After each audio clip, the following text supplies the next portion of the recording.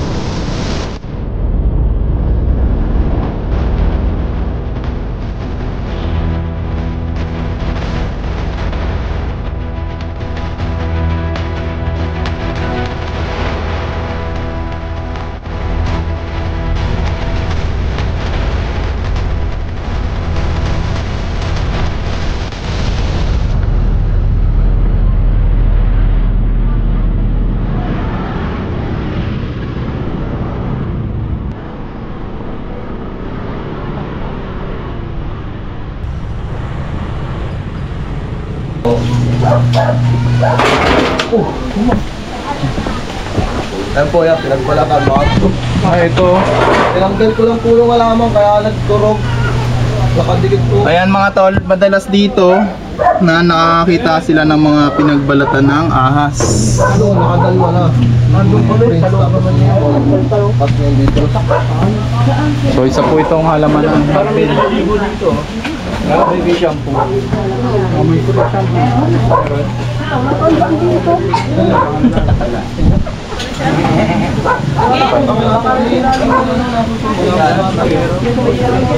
May mga pugwang dyan eh. Yung kabilang yun. Yung kabila kaya yan may bakit.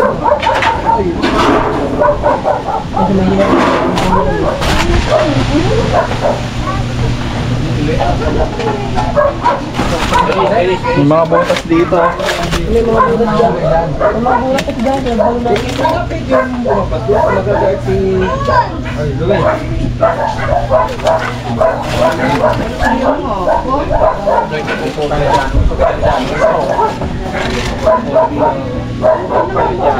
Si Purman ito.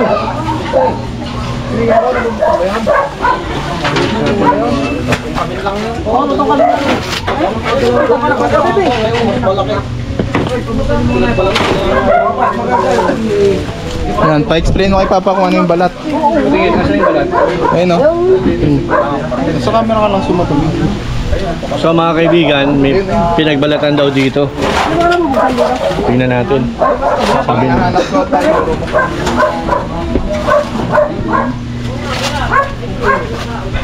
Brown rat snake kayo no? Asan? Ayun, natatakpan mo naman. Ay, oo. Parang nilipad na to eh, hindi naman dito nagbalat to eh. O ba daw? Parang tinangay ito ang nilipad.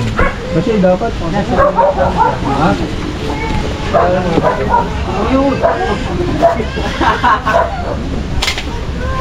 DRS eh. Gumanon, ibig sabihin, papunta siya dyan. Papunta rito yan. Suma! Hello, kumusta na? Parang doon. Hi, Tal! Papunta dito yan, oh. Papunta dito. Ginama ako yung kubre. Ano meron dito? Ba't laging gusto ng ahas dito? Wala nang tambak ano. Bago lang ba itong balat mo?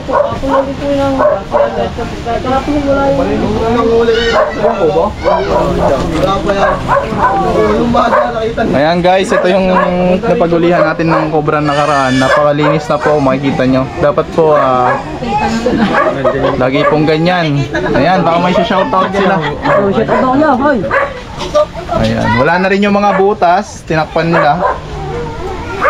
problema natin dito ngayon ay yung mga brown rat snake. Grabe kasi yung takot nila sa brown rat snake mga tol.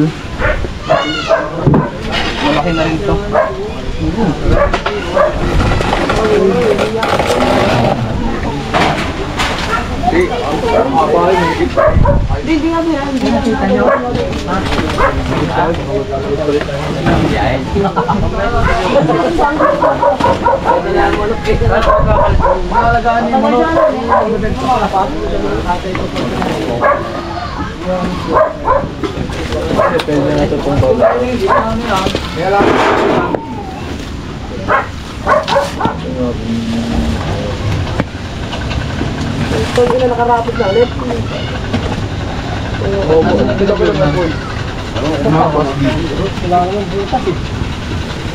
Parang napadaan lang siya dito, no? Ito lang nagbalat. Papunta daw dyan eh. Sa pinaghulihan natin. Ha? Sabi yung papa mo, pagalan daw. Kasi nagbutos lang siya sa dulo. Pagalan nga yun eh. Sa balik ka naman yung bulto. Yan ang turo ng bulto. Tama. Papunta sa dyan.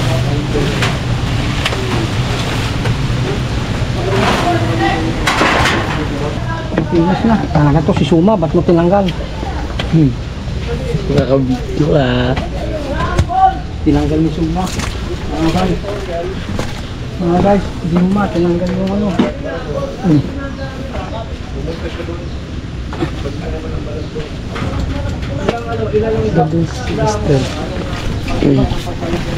Malinis na.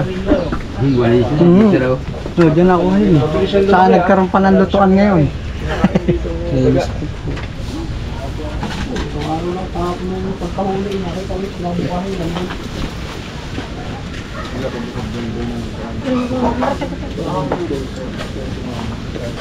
Papahuli mo na yun. Alam mo yung alaga mo. Pahuli mo na. So mga kaibigan, galing din siya dito. Umiikot siya dito sa mga kahabayan mga kaibigan. Yung tinanggal na iba, Although isa siyang rat snake. Pwede tayo maghanap sa loob. Masukal din eh. Sige. Danny, samahan mo si Regius maghanap sa loob. Kasi bago ko yung nakita. So habang papaliwanag ko sa kanila mga kaibigan kung ano ang diferensya ng bukod to. brown rat Bukod snake yan. at saka ng cobra. So mga kaibigan, syempre ang brown rat snake nga, gaya ng sinabi ko, hindi naman siya makamandag. Pero siya ay mabilis. Yan. Magaling magtago. Hindi gaya ng cobra, hindi siya masyadong mabilis magtago. Kasi lumalaban yan. Lumadon daw.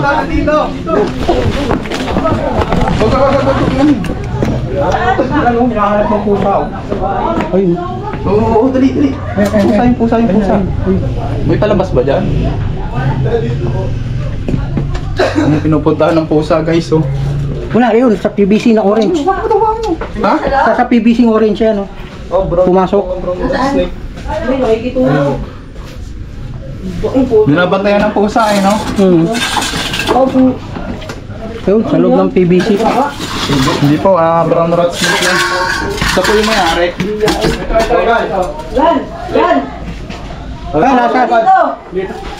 Nasa loob na po ng PVC. Hindi ka, kamayin ka na lang at ano lang naman to, brown rat snake. Okay, si Dennis. Ikaw na kuya Dennis. Dennis, pakita mo kami. Tignan nyo, baka mamaya lumabas ha. Sa PVC, sa So, loob. alisin nyo muna yung mga kalat kuya Dennis. Pumasok sa PVC, baka mamaya. Alisin mo lahat. Alisin na yung dyan. Wala ba sa PVC nun? Hindi, kuya Dennis, yun yung mga kalat muna. Ayan, tuturuan po natin si kuya Dennis para madali. Ayan, yung mga kalat muna natin linisin. Since ito ay brown rat snake lang. Ayun, ang sumakan mo. Alisin mo na yun. Yung grease crab. Lalabas yan doon, kuya Dennis. Yan. Alisin mo to. Yan, yung malaki nga. Kasi yun, Oo. dito na yan sa ano, kabila. Sabi ni Kuya. Yan. Nakalabas daw. Ayan, kunin mo na yan. Takpan mo parehas. Takpan mo yung tabi doon, napapasok yan. Takpan Takpan mo yung ano. Hindi naman, baka makagat ka. Ito naman, ba't nandiyan ka pala? Hindi mo sinasabi. Natakpan mo to. Wala. Ito maliit. Dalawa. Uy, tulong niya. Hindi, labas mo na dito. Gusto mo na. Dalawa. PVC. Ayan. Andiyan ba? Nandito. Matara dito. Dito.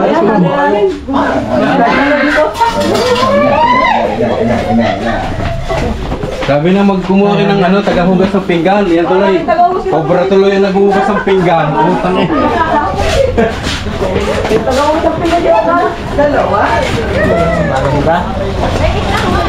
Bilis siya. Dennis. Tara, suba. Eh, tubig na malamig. Huwag ganyan, huwag ganyan.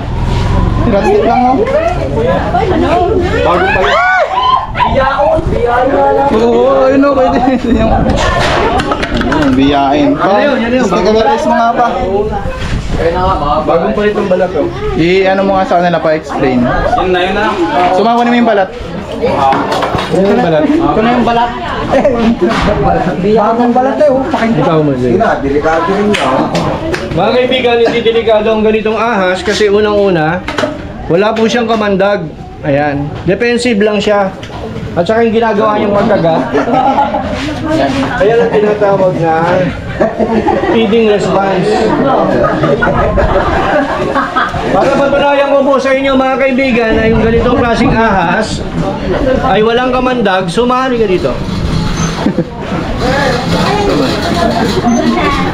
Si Suma ho ay matapang na tao. Amuin mo. Yung tinuro ko sa iyo kung paano umamo. Kaya mga kaibigan, si Suma.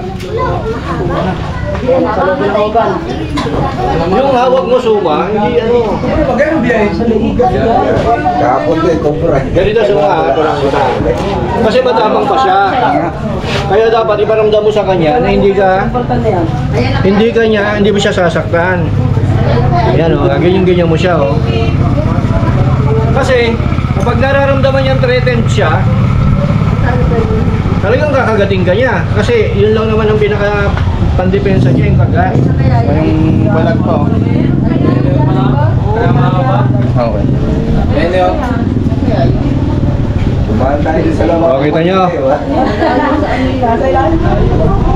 Ayan o, meron siyang ano o. Lapit ka kuya. Sa mga hindi naniniwala na siya yun, lapit po kayo. Yung bukol, Kuya, ikaw, yung may-ari.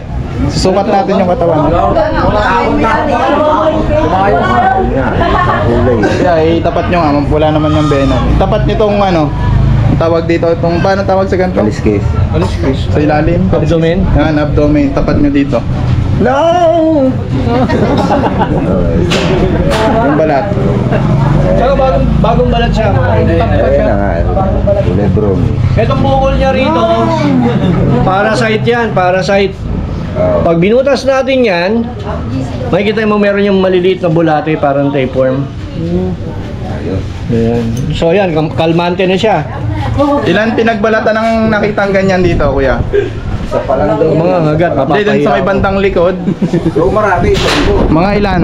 Hindi lang mabibilang yun. Ayan, mga tansya nyo, kuya, mga ilan yun. Mas marami sa likod. May cobra pa nga din sa likod. eh. So nakakaya naman kung babae pa upuin ko eh. Dali, tayo yung... Ito sa SK. Sa SK, sa SK, sa SK. Hindi, napakalaman mo ka lang. Okay lang yung tanong ko. Oo. Ano po, sasagutin ko naman. Kangit namin. Kapag nakagat mo tayo ng ahas, ang una nating gagawin ay umupo, huwag na natin hulihin yung ahas kasi malayo na yon. Ngayon, kung may time naman kayo na patayin yung ahas na kumagat sa inyo, pwede naman. Kasi ipapakita nyo yon sa RITM na ito yung patay na ahas na kumagat sa akin. Para ma-identify nila at malaman nila kung may kamandag ito o wala. Ngayon, ang tanong nyo nga is paano gagawin namin para hindi kami agad mamatay. Kasi baka matay sa At umabot pa kami sa ospital. Ito po. Tagawad, lagay mo yung paa mo dito. Hey, malasting daw. Kadalasan kasi nagagat ng ahas, dito yan eh. Sa family na to eh, bihira dito. Kung nasa malayo kang lugar, ang gawin mo, pag nakagat ka ng Wala na ahas, kayong papatignan. barin mo yung damit mo, Ako nandito. tali mo dito, pababa. Mahigpit ba ang tali? Hindi po. Compress lang, compress. Bakit compress lang? Para yung venom hindi mabilis na kumalat. Ha? Tapos huwag kang gagalaw. Kasi pag gumalaw ka, mas mabilis yung venom na aandar. Bukod pa dun sa nervyos mo na nagpapabilis din sa daloy ng dugo mo. Tapos, yung isa mo, ay sorry ano ba yan? Nakakapalyan mo.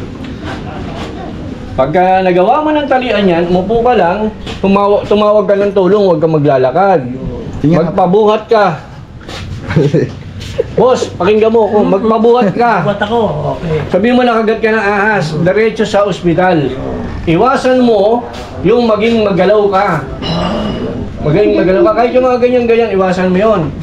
Tapos mag-focus ka lang dun sa galaw mo na hindi ka masyadong ano. Pagkatapos, makakaabot ka sa ospital.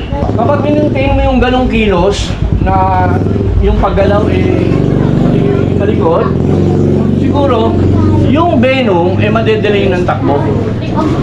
Hindi natin alam kung ilan ang venom na pumasok sa katawan mo. Tanging makakaalam lang yan sa RITM, mga espesyalista. Pagdating doon, kakausapin ka nila siyempre. Pero pag wala ka ng malay, alam na nila ang gagawin. Para makaiwas tayo sa kagat ng ahas, magbota lang tayo lagi. Dahil pag kinagat ka ng ahas, lalo't pag cobra, dadaan ka talaga sa masalimuot na proseso. Hindi porke naturuan ka ng anti-venom, para ka lang nagdahilan. Hindi ganon. Tatagal ka pa sa ospital. Hindi pwedeng yung ganon lang. Okay, tinurukan ka na. Okay, hindi ganon. Dadaan ka talaga sa proseso. Kaya kailangan mo ng wastong kaalaman. Saan mo makikita yung wastong kaalaman? Mag-google ka. Kung wala, pwede tayong mag-stake awareness dito sa barangay nyo. Kasama yung mga opisyalis. Tawagin nyo ko.